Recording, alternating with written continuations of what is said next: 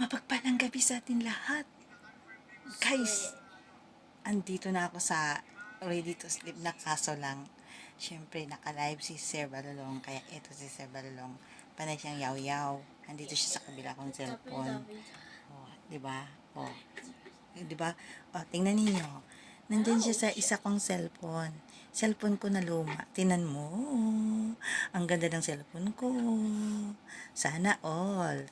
Sira na yung tempered glass. At ang kanyang casing ay medyo lumang-luma na. Hinayaan ko muna siya guys, pero papalitan ko siya ng tempered glass, papalitan ko rin siya ng casing niya para maging gwapo na dyan si Sir Lodge makita.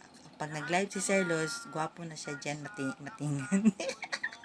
Sir Lodge, shout out dyan sa Osamis at sa buong Balulong Reels, tulungan ko dyan.